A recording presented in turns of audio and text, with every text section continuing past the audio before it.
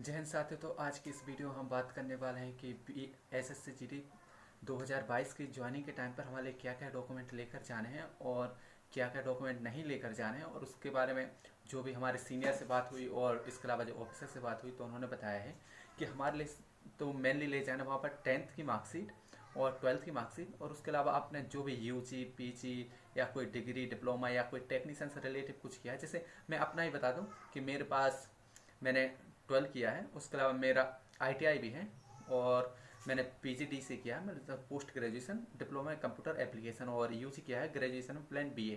तो उन्होंने बोला कि आप अपने सारे डॉक्यूमेंट ले जाइए। उसके अलावा मेरे पास एक टाइपिंग सर्टिफिकेट भी है, तो उन्होंने बोला कि ये आप ये सर्टिफिकेट भी ले आए, जिससे यदि चांस है कि आपको बाय क्लर्क भी ज्वाइन कर ले। वो वैसे परमानेंटली तो क्लर्क नहीं रहेंगे हम, लेकिन कुछ यदि वहाँ पर जैसे मान लो वैकेंसी खाली है और वहाँ पर अभी क्लर्क कोई पोस्ट के लिए आ भी नहीं रहा है तो आपसे काम करवा सकते हैं। जैसे मेरी हिंदी टाइपिंग स्पीड करीब 30 वर्ड पर मिनट हो और इंग्लिश टाइपिंग स्पीड भी इतनी 25-30 के आसपास ही आ जाती है।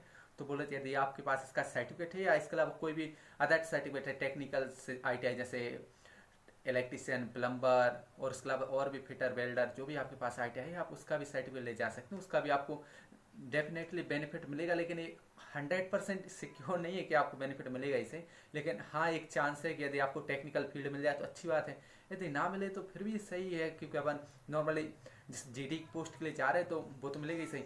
और वैसे भी जीडी की पोस्ट का मतलब यही होता है जनरल ड्यूटी। जनरल ड्यूटी मतलब नॉर्मली बोले तो 12 होल का पाना, मतलब कहीं भी बैठा दें।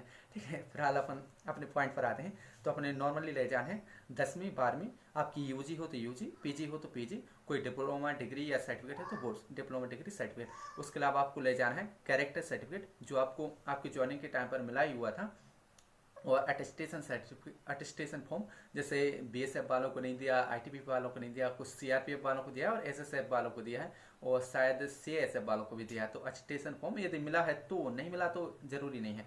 और उसके अलावा डोमिसाइल सर्टिफिकेट या रेसिडेंस सर्टिफिकेट जिसे निवास प्रमाण पत्र बोलते हैं, वो निवास प्रमाण पत्र, और 2 आईडी कार्ड कोई भी जिसमें आपके नाम, पिताजी का नाम और डेट ऑफ बर्थ और एड्रेस लगभग सेम हो, वही आपको 2 आईडी कार्ड ले जाना। जैसे ऐसा कुछ नहीं ले जाना कि जिसमें एड्रेस नहीं लिखा रहा है। जैसे मान लो पैन कार्ड है तो पैन कार्ड अपना एड्रेस प्रूफ में नहीं चल रहा है तो उसको आप आईडी कार्ड में ना मान के चलें। जैसे आप आईडी कार्ड में मान लें एक आधार कार्ड और वोटर आईडी, या आधार कार्ड प्लस पासपोर्ट, आधार कार्ड प्लस वोटर आईडी, ऐसा कुछ भी आप सीक्वेंस बना के 2 रख लें, और उसके अलावा 20 पासपोर्ट साइज फोटो रख लें।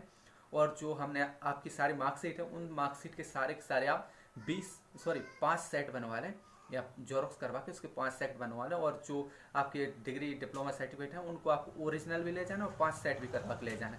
इसके अलावा आपको ले जाना पड़ेगा जो आपने एसएससी का फॉर्म भरा था एसएससी जीडी के लिए दिसंबर के टाइम या नवंबर के टाइम, तो उसका फॉर्म का प्रिंट, और जो आपका एग्जामिनेशन हुआ था तो एग्जाम का एडमिट कार्ड, और देन उसके बाद आपका जो पीटी पीएसटी हुआ था मतलब फिजिकल हुआ था उस टाइम का भी आपको एडमिट कार्ड ले जाना पड़ेगा। और उसके अलावा जो आपका डॉक्यूमेंट वेरिफिकेशन और मेडिकल हुआ था डीएमई बोलते थे, तो उसका भी आपको एडमिट कार्ड ले जाना पड़ेगा। और जो आपके घर पर बाय पोस्ट ज्वाइनिंग लेटर आया था, या जिन बंदों ने वहाँ पर रोजगार मेला में भी लिया था, हालांकि अधिकांश लोगों के जिन्होंने रोजगार मेला में लिया था वो घर पर भी आया है ज्वाइनिंग लेटर, तो आपको जो ज्वाइनिंग लेटर है उसकी ओरिजिनल कॉपी वहाँ पर ले जानी होगी। और उसके अलावा ये तो आपके हो गए जो आपके हैं डॉक्यूमेंट, वो ले जाना है। उसके अलावा जो हमारे फैमिली है उनको भी कुछ सुविधाएं सीपीएफ द्वारा कुछ सुविधाएं दी जाती हैं। सीएपीएफ मतलब कि सेंट्रल आर्म्ड पुलिस फोर्स, तो सीपीएफ द्वारा एक मेडिकल कार्ड बनता है जिसे बोलते हैं सीएपीएफ आयुष्मान कार्ड।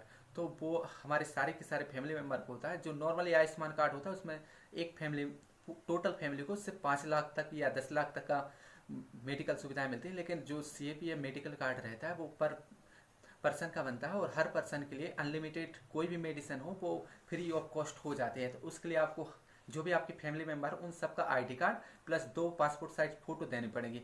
और उसमें पासपोर्ट साइज फोटो का वो नहीं बेरे कि आपको देनी ही पड़ेगी, लेकिन आपको सभी का आईडी कार्ड तो देना ही पड़ेगा। जिन जिन का वो मेडिकल कार्ड बनेगा सीपीएम मेडिकल कार्ड, तो उनको वो देना ही पड़ता है। ठीक है, और उसके अलावा जो आपके पिताजी रहेंगे, आप जिसको भी अपने सर्विस सीट में नॉमिनी बनाना चाहते हैं, नॉमिनी मतलब आपका वारिस, तो या नॉमिनी नॉर्मली सभी लोग जानते हैं, तो उनमें जैसे मान लो आप अपने पिताजी को बना रहे हैं तो आपके पिताजी का आधार कार्ड और उनकी 2 पासपोर्ट साइज फोटो ये आपको डॉक्यूमेंट वहाँ पर लगाने होंगे। और हाँ, एक और ख़ास बात है कि जो बच्चे बोल रहे हैं कि सर मैं तो स्टेट बोर्ड से भी नहीं हूँ, सीबीएसई बोर्ड से भी नहीं हूँ, तो जो स्टेट बोर्ड और सीबीएसई बोर्ड वाले हैं, 10th और 12th सीबीएसई या स्टेट बोर्ड से की है, तो उन बच्चों का तो डॉक्यूमेंट वेरिफिकेशन ऑनलाइन ही हो जाता है। मतलब एक आवेदन करना पड़ता है डॉक्यूमेंट वेरिफिकेशन की, जो अपना काम नहीं अब फोर्स ही करेगी। जैसे बीएसएफ मिला मुझे, या किसी भाई को आईटीबी मिला, सीआईएसएफ मिला, सीआरपी मिला, तो वही डॉक्यूमेंट वेरिफिकेशन करवाएंगे। और जैसे पहले मैं आपको बता दूं कि मुझे इस बारे में नॉलेज कैसे, क्योंकि मैंने एक वर्ष मतलब रेलवे रिक्रूटमेंट बोर्ड कोटा में काम किया है, डीआरएम ऑफिस के अंदर।